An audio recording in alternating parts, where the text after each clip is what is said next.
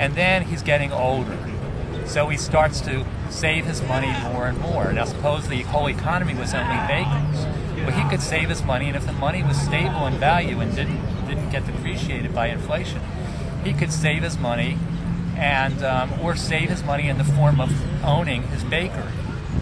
And then he could hire people in his old age to run his bakery, and they would pay for his old age.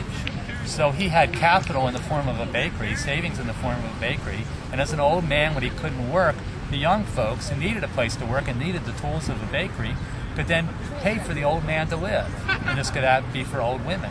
But this is the way the whole society works. People, when they're young, they work, and their labor is their most valuable resource.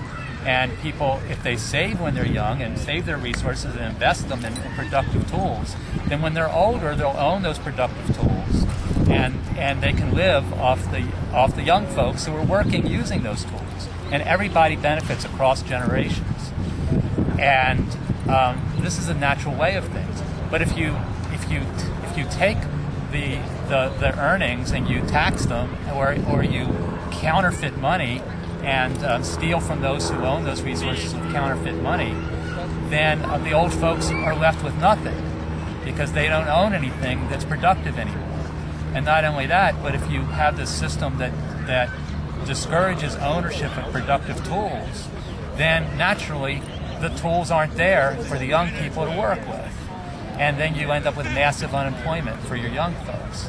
And that's the essence of the way our economy is working now. I really think that this is not, these issues, these basic issues of how an economy works are just not discussed, and certainly not understood by almost anybody. Most of the folks who get elected today are able to get elected by promising that I'm going to give the poor and the old folks something. And the only way they can meet that promise, because they don't have any money themselves, is to take it in the form of taxes or take it in the form of inflation and write a check that they didn't earn, but write a check from the people they took it to. So getting back to Social Security, we need a way that we don't rob from old folks. That those women living down in Florida in those one-bedroom apartments because all their savings were stolen through inflation and through taxes, and all they're dependent on is their measly Social Security checks. And even Social Security will tell you that Social Security is inadequate for actually living a decent life.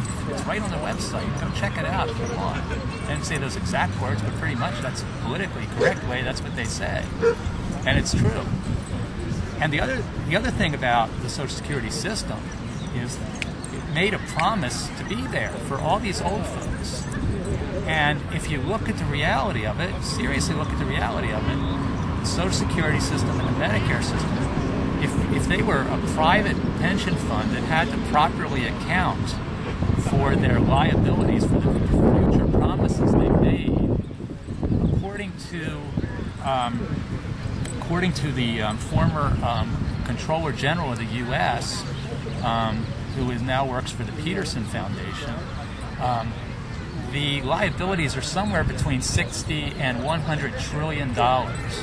So that's somewhere between 4 and 6 times the annual production of the entire United States, if they had to account for the actual promises that they have as a private company has to account for. And that simply cannot be paid. That there's simply not enough resources in the world to meet all the obligations that the federal government has promised, and that my opponent refuses to face up to this reality or even discuss it. After seeing these folks suffering in Miami, I went to, and of course there's plenty of that suffering here in San Francisco, it's just not quite as visible. Because in Miami, the old folks hang out on their mahjong tables outside the high-rise. But here, unless you're on the Muni bus, folks kind of hide away, in general. So, but it's here, and it's awful. And she held a town meeting, my opponent held a town meeting a few years ago, and I don't like to talk about my opponent in a bad way, but it's a deep concern to me when she was bragging about her political victory against President Bush. Now, nobody doesn't like President Bush more than I don't like him. But President Bush saw some of the problems of Social Security, and he wanted to privatize, at least part of it. Of course, that wouldn't work, because if you privatize it in our present crony capitalist system, it'll just be more for Wall Street to steal. That's another issue. But the point is that what my opponent said was, I beat a plan with no plan. It's exactly what she said, and she was proud of that. Well, having no plan when you've got old folks that are suffering because the payments are really not adequate to live off of, and you've got liabilities exceeding your assets, your actually non-existent assets, only the assets you pretend you have, by 5 to 1, is a real problem. So let's just talk about the actual reality of the present reality of Social Security's balance sheet.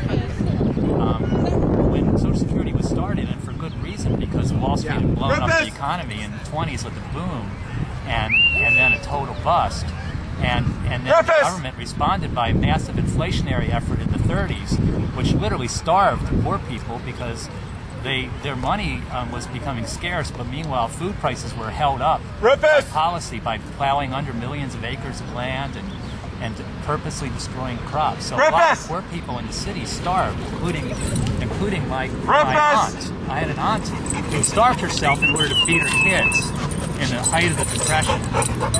And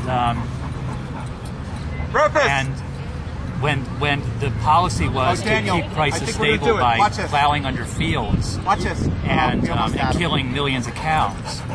So she, Tessa, come here.